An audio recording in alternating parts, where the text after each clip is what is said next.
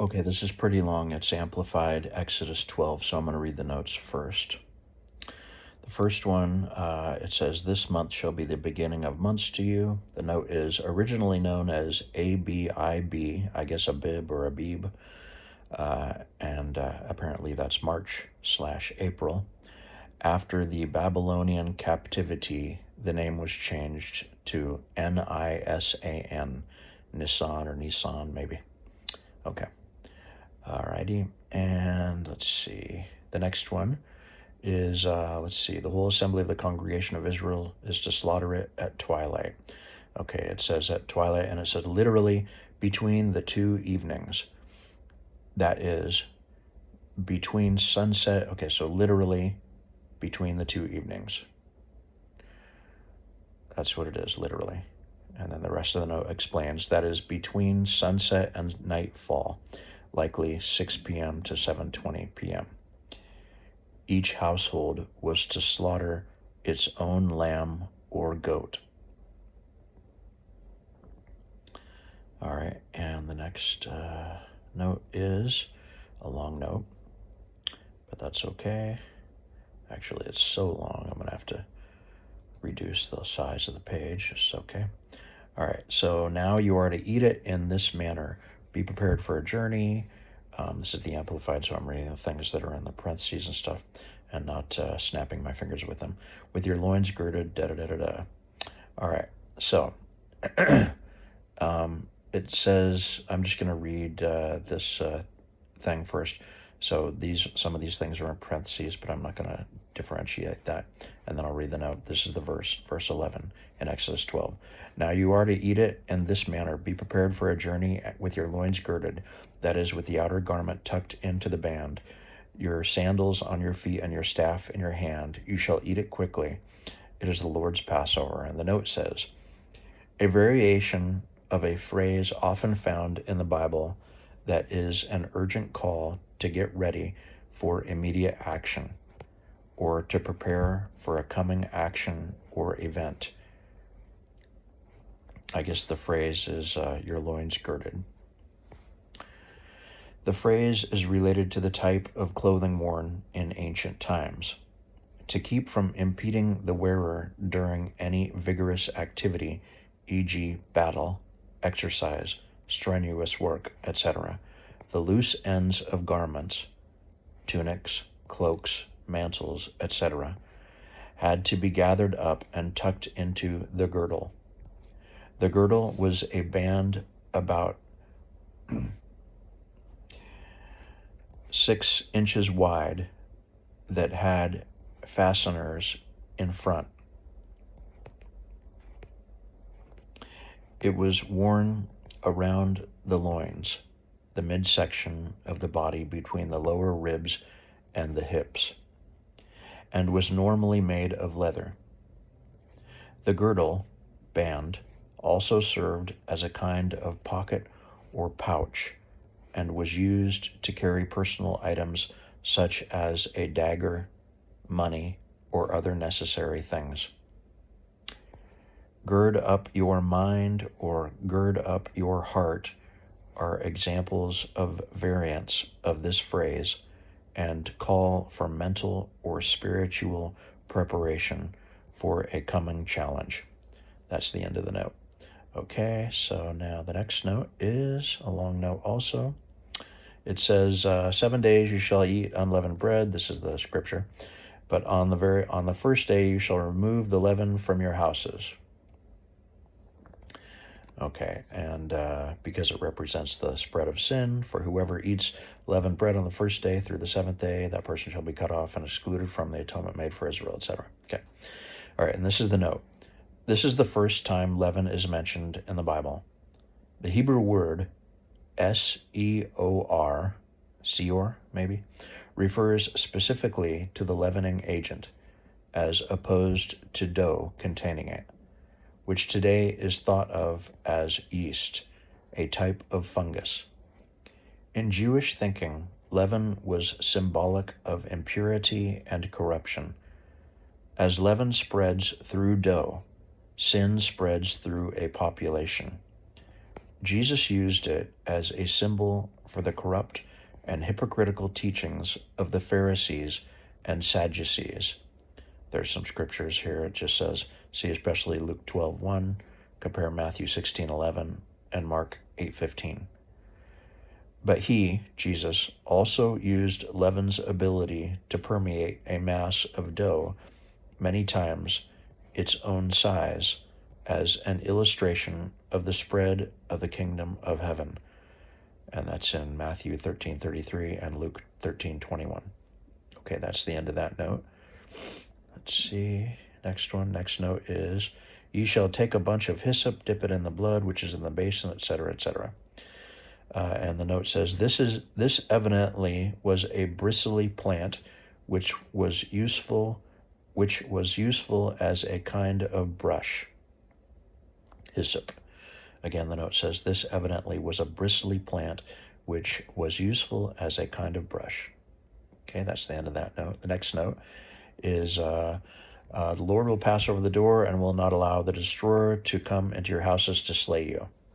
Okay, the note says, another translation is, quote, the destruction, unquote, which would make Yahweh, God, himself, and not an, quote, angel of the Lord, the one who either, quote, passes over, unquote, Exodus 12:13, or, quote, destroys, unquote. All right, so that's the end of that note. The next note is, it says, from the firstborn of Pharaoh who sat on his throne to the firstborn of the prisoner who was in the dungeon. All right, and it says literally house of a cistern. That's what dungeon, as the translation dungeon, literally is, house of a cistern. The rest of the note says cisterns, which were underground water reservoirs, were, when dry, sometimes used to confine prisoners. Okay, that's the end of that note. And let's see. There's another note here. It says, no foreigner is to eat it. As the scripture, that's the scripture. The note says, i.e. a Gentile who had not become a proselyte to Judaism. But see verse 48 for an exception, it says. So this right here is verse 43. It's saying verse 48 in Exodus 12. Okay, and verse 48 actually says, if a stranger living temporarily among you wishes to celebrate the Passover to the Lord, all his males must be circumcised, and then he may participate and celebrate it like one that is born in the land, but no uncircumcised person shall eat it. All right, so, and that's the end of that note and that reference scripture that it talked about. Okay, that's all of the notes. Alrighty, and so now I am going to read this chapter. Alrighty, so this is a long video because the notes are long and the chapter's long. The Lord said to Moses and Aaron in the land of Egypt. Actually, let me make this larger because I made this smaller. Alrighty, the type on the computer. All right. The Lord said to Moses and Aaron in the land of Egypt, this month shall be the beginning of months to you. It is to be the first month of the year to you. Tell all the congregation of Israel, on the 10th day of this month, they are to take a lamb or young goat for themselves, according to the size of the household of which he is the father, a lamb or young goat for each household. Now, if the household is too small for a lamb to be consumed, let him and his next door neighbor take one according to the number of people in the households. According to what each man can eat, you are to divide the lamb. Your lamb or young goat shall be perfect, without blemish or bodily defect, a male a year old. You may take it from the sheep or from the goats. There's a scripture reference. Actually, you know what? I'm not going to say any of the scripture references. Never mind. You shall keep it until the 14th day of the same month. Then the whole assembly of the congregation of Israel is to slaughter it at twilight. Moreover, they shall take some of the blood and put it on the 2 doorposts and on the lintel above the door of the houses in which they eat it. They shall eat the meat that same night, roasted in fire, and they shall eat it with unleavened bread and bitter herbs. Do not eat any of it raw or boiled in water, but roasted in fire, both its head and its legs, along with its inner parts. You shall let none of the meat remain until the morning, and anything that remains left over until morning you shall burn completely in the fire. Now you are to eat it in this manner. Be prepared for a journey, with your loins girded, that is, with the outer garment tucked into the band, your sandals on your feet, and your staff in your hand. You shall eat it quickly. It is the Lord's Passover. For I, the Lord, will pass through the land of Egypt on this night, and will strike down all the firstborn in the land of Egypt, both man and animal. Against all the gods of Egypt I will execute judgments, exhibiting their worthlessness. I am the Lord. The blood shall be a sign for you on the doorposts of the houses where you live. When I see the blood, I shall pass over you, and no affliction shall happen to you to destroy you when I strike the land of Egypt. Now this day will be a memorial to you, and you shall keep it as a feast to the Lord. Throughout your generations you are to celebrate it as an ordinance forever. In the celebration of the Passover in future years, 7 days you shall eat unleavened bread, but on the first day you shall remove the leaven from your houses, because it represents the spread of sin. For whoever eats leavened bread on the first day through the 7th day, that person shall be cut off and excluded from the atonement made for Israel. On the first day of the feast, you shall have a holy and solemn assembly, and on the 7th day there shall be another holy and solemn assembly. No work of any kind shall be done on those days, except for the preparation of food which every person must eat. Only that may be done by you. Again, only that may be done by you. You shall also observe the feast of unleavened bread, because on this very day I brought your hosts, grouped according to tribal armies, out of the land of Egypt. Therefore you shall observe this day throughout your generations as an ordinance forever. In the first month, on the 14th day of the month at evening, you shall eat unleavened bread, and continue until the 21st day of the month at evening. 7 days no leaven shall be found in your houses. Whoever eats what is leavened shall be cut off and excluded from the atonement made for the congregation of Israel, whether a stranger or native born. You shall eat nothing leavened. In all your dwellings you shall eat unleavened bread. Then Moses called for all the elders of Israel and said to them, Go and take a lamb for yourselves according to the size of your families, and slaughter the Passover lamb. You shall take a bunch of hyssop, dip it in the blood which is in the basin, and touch some of the blood to the lintel above the doorway, and to the two doorposts, and none of you shall go outside the door of his house until morning. For the Lord will pass through to strike the Egyptians, and when he sees the blood on the lintel above the entryway and on the two doorposts, the Lord will pass over the door and will not allow the destroyer to come into your houses to slay you. You shall observe this event concerning Passover as an ordinance for you and for your children forever. When you enter the land which the Lord will give, let me read that again.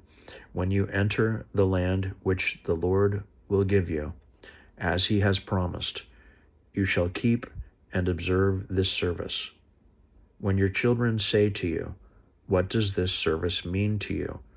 you shall say, "It is the sacrifice of the Lord's Passover. For he passed over the houses of the Israelites in Egypt when he struck the Egyptians, but spared our houses." And the people bowed their heads low and worshipped God.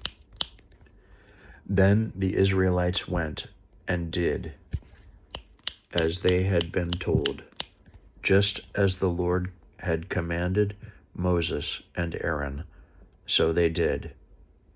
Now it happened at midnight that the Lord struck every firstborn in the land of Egypt, from the firstborn of Pharaoh who sat on his throne to the firstborn of the prisoner who was in the dungeon, and all the firstborn of the cattle. Pharaoh got up in the night, he and all his servants and all the Egyptians, and there was a great cry of heartache and sorrow in Egypt, for there was no house where there was not someone dead. Then he called for Moses and Aaron at night and said, "Get up, get out from among my people, both you and the Israelites, and go, serve the Lord, as you said. Take both your flocks and your herds, as you have said, and go, and ask your God to bless me also." The Egyptians anxiously urged the people to leave, to send them out of the land quickly, for they said, "We will all be dead." So the people took their dough before it was leavened, their kneading bowls being bound up in their clothes on their shoulders. Now the Israelites had acted in accordance with the word of Moses, and they had asked the Egyptians for articles of silver and articles of gold and clothing. The Lord gave the people favor in the sight of the Egyptians, so that they gave them what they asked. Let me read that again. The Lord gave the people favor in the sight of the Egyptians, so that they gave them what they asked, and so they plundered the Egyptians of those things. Now the Israelites journeyed from Ramses to Succoth, about 600,000 men on foot, besides the women and the children. A mixed multitude of non-Israelites from foreign nations also went with them, along with both flocks and herds, a very large number of livestock. And they baked unleavened cakes of the dough which they brought from Egypt. It was not leavened, since they were driven quickly from Egypt and could not delay, nor had they prepared any food for themselves. Now the period of time the children of Israel lived in Egypt was 430 years. At the end of the 430 years, to that very day, all the hosts of the Lord gathered into tribal armies left the land of Egypt. It is a night of watching to be observed for the Lord, for having brought them out of the land of Egypt. This same night is for the Lord, to be observed and celebrated by all the Israelites throughout their generations. The Lord said to Moses and Aaron, "This is the ordinance of the Passover. No foreigner is to eat it, but every man's slave who is bought with money, after you have circumcised him, then he may eat it. No stranger, temporary resident, foreigner, or hired servant shall eat it. It is to be eaten inside one house. You shall not take any of the meat outside the house, nor shall you break any of its bones. The entire congregation of Israel shall keep and celebrate it.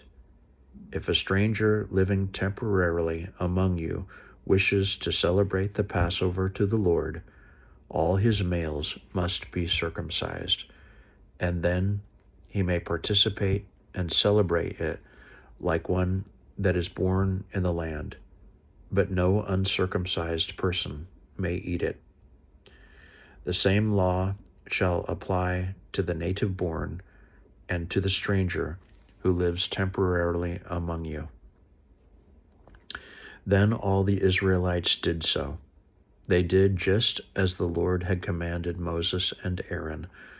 And on that very same day, the Lord brought the Israelites out of the land of Egypt by their hosts, tribal armies.